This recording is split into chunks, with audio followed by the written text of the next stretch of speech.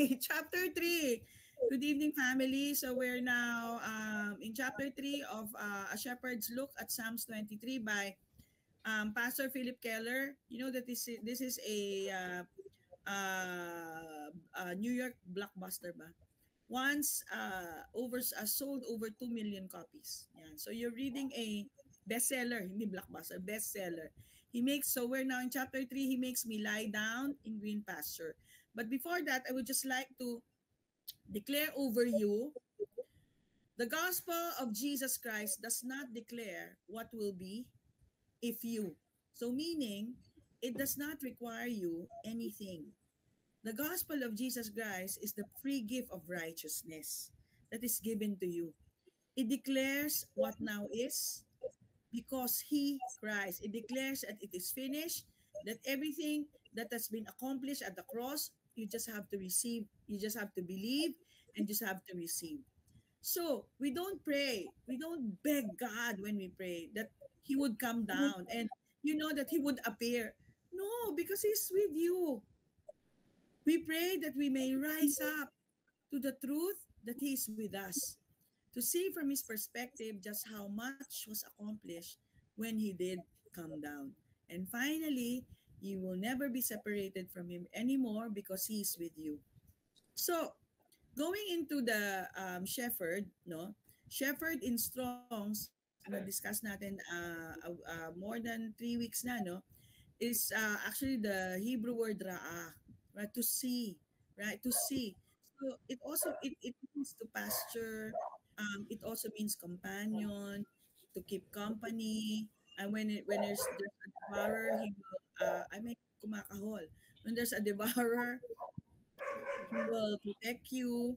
And then it's also a pastor, right? And in today's Jewish culture, it also means best friend or special friend. Yan. So, yung chapter 3, it opens with a discussion on four strange things about the sheep. So the strange thing about a sheep, there are four strange thing about a sheep. Is that because of their very makeup, it is almost impossible for them to be made to lie down unless four requirements are met. Ano yung four na yon? Owing to their timidity, they refuse to lie down unless they are free of all fear. Yan. Number 2, because of the social behavior within a flock, the sheep will not lie down unless they are free from friction. Yan, yung away-away with others of their kind. And if tormented by flies or parasites, the sheep will not lie down. Only when free of this pest can they relax. So ito yung mga symptoms, ito yung mga sakit-sakit, di ba? 4, lastly, sheep will not lie down as long as they feel in need of finding food. Ito yung striving. Ito yung worry about tomorrow. They must be free from hunger. Ano yung apat na yan in short? It is fear, it is friction, ito yung flies, ito yung famine. Ano yung antidote dyan sa F4 na yan? It's found in Acts 2:42. All the believers devoted proskartereo. Ang ibig sabihin niyan, di ba, Greek yung proskartereo, holy priority. Child of God, this is your holy priority, that you devote yourself. So hindi ito requirement but this is something that the Lord is giving us as a way of escape, di ba? Ini-explain sa atin na kapag meron kang fear, right, the antidote is the apostles' teaching. Teaching on what? Hindi teaching lang but the apostles' teaching. Mamaya i-define natin. Number 2, fellowship. Number 3, yung sa friction, di ba? Yung away-away. Ano ang antidote? Fellowship. Ano ang antidote sa flies? Di ba sabi natin yung flies, mga symptoms, mga parasites yan, di ba? Sharing in meals, and this is the Lord's Supper. And then yung 4, famine. Ito yung lack, prayer. So when you are in lack, seemingly, di ba? Na in your natural eyes, di ba? Pray that your eyes be open to the truth that He has already provided. Hallelujah. So tingnan natin yung interlinear. So kanina tinanong ko, no, the New Testament is written in what? Greek. So may predicate yan. Before we discuss yung yung antidote dun sa 4, yung sa F4, meron yung predicate. Yung steadfastly continuing in the teaching of the apostle, yung fellowship, yung breaking of the bread and prayer, Naka-predicate yan dun sa first two phrase. They were now. Okay. They were now. In God's eternal life, the time is always now. So, wala ka nang inaantay kasi finish na eh. 'Di ba? So, hindi na yan, the best is yet to come. No, because the best has come. And therefore, we must understand and really believe, right, that it's already accomplished on your behalf. Hope deferred. So, pag meron kang pa rin, siguro sa langit na lang, no, it will make your heart sick, because in heaven there's no one who is sick. All of the people in heaven are healthy. So you don't need it there. You need it here. 'Di ba? So when the desire is fulfilled, it is a tree of life. So when you have this, anong ibig sabihin ng second phrase? When you have an understanding of the tree of life, and it is the Lord Jesus, then your desire is fulfilled. Yun pala ang ibig sabihin nun. So Christian discipleship is simply growing into the awareness, diba? Growing up into the now of the Christ life. But for the glorious eternal life of God to be seen in our lives, okay, this is very important. So gusto mo bang ma-experience, gusto mo bang makita? Ito yung sinasabi natin. But for the glorious eternal life of God to be seen in your life, our minds have to be made new, renewed or renovated to this truth that in God's eternal life, the time is always now. The time is always now. And the Lord is so may mga nangyari, may mga kung anumang mga distraction. You know that the Lord is able to redeem you.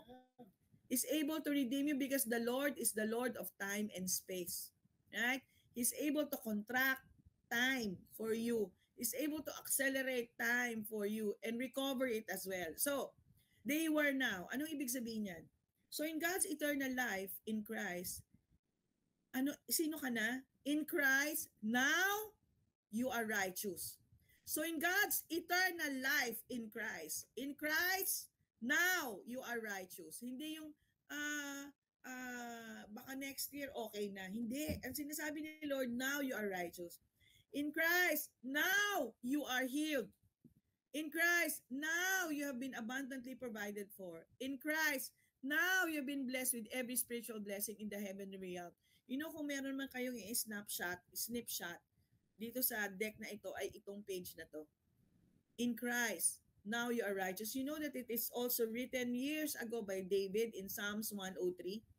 Bless the Lord, O my soul, and forget not all His benefits. Number 1, who forgives all my sins. Diba? You've been made the righteousness of God in Christ, who heals my diseases. And then, after that, who crowns me with loving kindness. And you have been abundantly provided for. Hallelujah! And what the gospel of Jesus Christ is saying is that in Christ, it is all now. Hallelujah! So, yun yung predicate para, kasi parang nagiging duna yung apostles' teaching, pero yung pala yung predicate nun. The four things you can actually do because all of this is hinging on in Christ now. In Christ now. So para magawa mo yung steadfastly continuing in the teaching of the apostles. So ano yung steadfastly continuing? Ito yung proskartereo, di ba? To devote oneself to continuously steadfast. Kasi pag hindi mo naintindihan yung in Christ now, hindi ka magiging steadfast or magko-continue. Right? So, tingnan na natin, yung teaching of the apostle. So, hindi lang yan basta-basta teaching. Ang sabi dito, teaching of the apostles. Okay. Yung teaching dyan, didactic. Doon pala kinuha yung word na didactic. Tapos yung pangalawa, fellowship, and then breaking of the bread and prayer. So, we will just discuss today yung teaching of the apostles and fellowship. So, balikan natin Acts 2:42. All the believers devoted proskartereo themselves to the apostles' teaching and to fellowship and to sharing meals, including the Lord's Supper and to prayer. So, ngayon, babalikan natin yung inaral natin before, yung tabernacle of Moses in the wilderness. So, ito yung itsura niyan, di ba? Sa eye level. But when you go above yung helicopter view, when yung si Prophet Balaam, 'di ba? Nakita niya yung the children of Israel were camping, no? They were actually camping in the form of a cross. Yan. North, asan ba yung north? Ito pala yung, ito yung north ba? North, south, east, west. Yan. So, yung in the middle is the tabernacle. So, meron kasing connect dun sa four antidote, 'di ba? So, dun sa mga camp may mga banner na nakapalibot. Yung una is the picture of a lion. So, dun yan sa lion of the tribe of Judah. Tapos dun naman sa ito kasi kanina yung west, no? So, tama ba? Tama, west. Ayun. West. Kasi east yung Judah. So west, yun naman picture of an ox. So sa tribe of Ephraim, fellowship ang ibig sabihin yan. Doon naman kay Reuben, on the face of a man. Yan, prayer yan. And then si Dan, face of an eagle, communion. So isa-isayin natin, ano? So, ayan, the four faces of our Lord Jesus Christ. So, you don't have to worry because when the enemy comes in, no, a banner is being lifted up on your behalf. You are protected. Yan. So, yung lion, Jesus, it speaks of Jesus as the righteous king of the Jews. The lion of the tribe of Judah, it emphasizes, di ba kanina, our righteousness. Di ba? Our righteousness. So, yun yung yun actually nag-hinge yung apostles' teaching. It speaks, the gospel speaks. Ano ang definition ng gospel? Paano ma-decipher or ma-distinguish kung ang pinag-uusapan nga ay gospel? Paano? In it is the righteousness of God revealed in Romans 1:17. Ano? Pero balikan natin mamaya. And then yung Mark, yung ox, ito yan, yung ox. Jesus is the servant and the workman of the Lord, emphasizing on his miracles, yung strength in action. And then Luke, the great physician and friend of sinners. Ayan, si Luke is the face of man. Yan. The Gospel of Luke, 'di ba? Yung lion, the Gospel of Matthew. And then yung Mark, the gospel, yung sa ox, the Gospel of Mark. And then yung Luke is yung face of a man, is the Jesus is the great physician and friend of sinners. And then yung eagle, which is the Gospel of John, Jesus as the Word of God, the living bread that came down from heaven. Yan. So wag kang let us be restful because north, south, east, west, tayo ay gwardyado. There is the four faces of Jesus.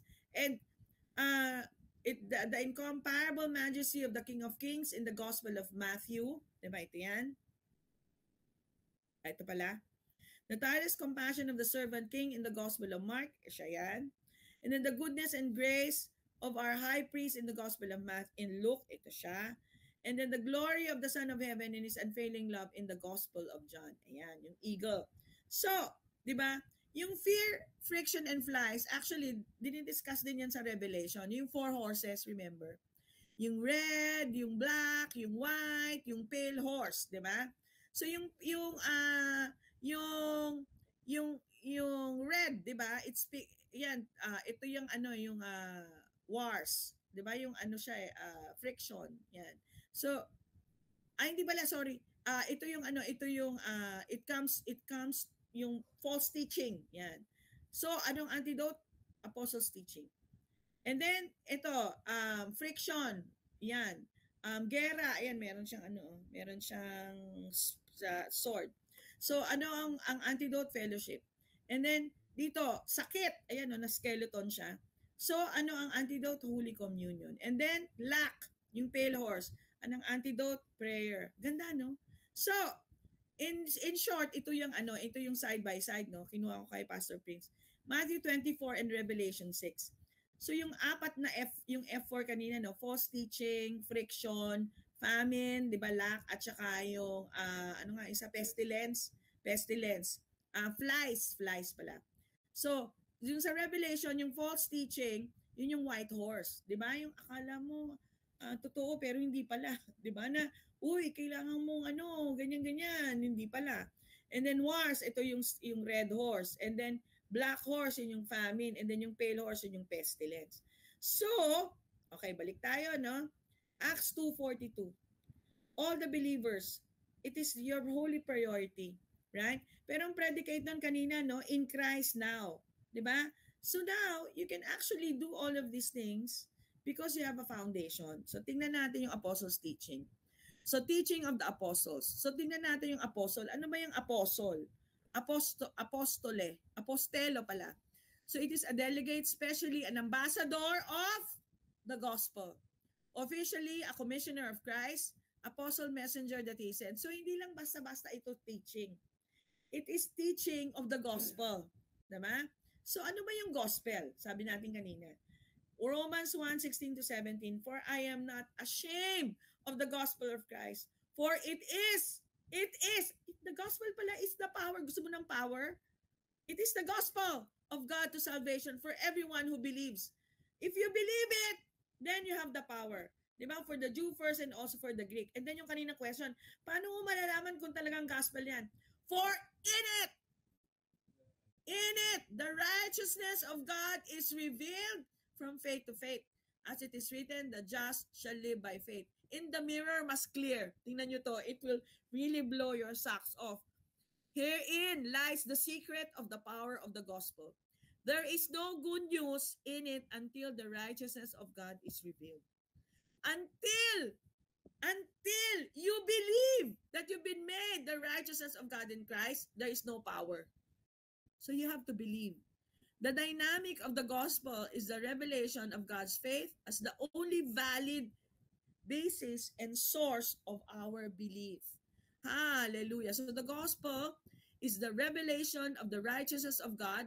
It unveils how the Father, Son, and Spirit succeeded to put mankind right with themselves. It is about what God did right, not what Adam did wrong. It's not about what you did wrong. So the good news reveals how God's righteousness rescued the life of our design and redeemed our innocence. Mankind's futile efforts to justify themselves have failed them miserably. So ito the mirror translation to yung notes niya.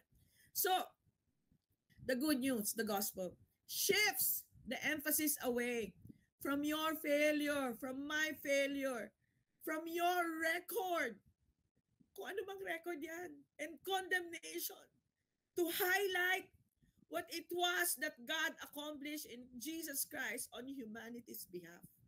So kahit ano pang nangyari sa iyo, the Lord is saying to you, it is not about you. The gospel shifts the emphasis away from you and your failure. But it is about what God has accomplished on your behalf. Multitudes of Christians have been going to church for years and has never been discipled in the basics of righteousness, and so have never seen that all their needs have been met in Christ. They have never seen that in Christ God has heard them and he has helped them, so that now today, even in the worst day of your life, you can be at peace, for they can see by the Spirit they have learned to live from, that nothing in this world can separate you from the love of God which is in Christ Jesus, and in which they have been placed. You are placed in the love of God right smack in the center. The multitudes in church still crying to God. Diba? Parang tayo dati, no? And even sometimes. But church, we are growing. Family, we are growing. The multitudes in church still crying out to God to hear them and to help them are vastly outnumbered by the multitudes who have left the church. So maraming umalis na, no? Because they got so disappointed, so heartsick of waiting. Parang, kailan, Lord? Kailan? But nangyari na, di ba? In Christ now, you've been made righteous. Waiting for God to hear them and help them. So what is the antidote for this? The sickness of heart in the church. Colossians 3:2-3. If then, and so, di ba? Therefore, di ba? Conclusion yan. You were raised with Christ. If then you were raised with Christ, seek those which are above, where Christ is, sitting at the right hand of God. Set your mind on things above, not on things on earth, for you died. So as far as God is concerned, the old you has died, and your life is hidden with Christ in God.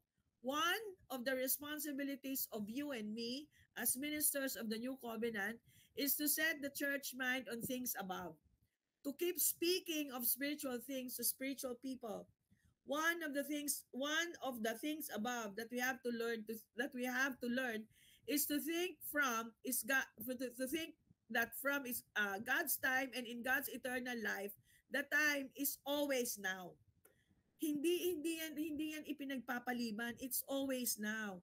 Because of the cross, it is possible for men to live in God's eternal time zone where the truth now is as it has always been. There is no new gospel. There's only the everlasting gospel, for it speaks of what has been everlasting. It has been always there, always now in God. So prayer doesn't change God. When you pray, it doesn't change God. In that it doesn't change his view and opinion of a situation. Rather, it changes us. It changes us because we begin to see the situation as God sees it and begin to allow God's Spirit to pray and speak through us, which changes your situation.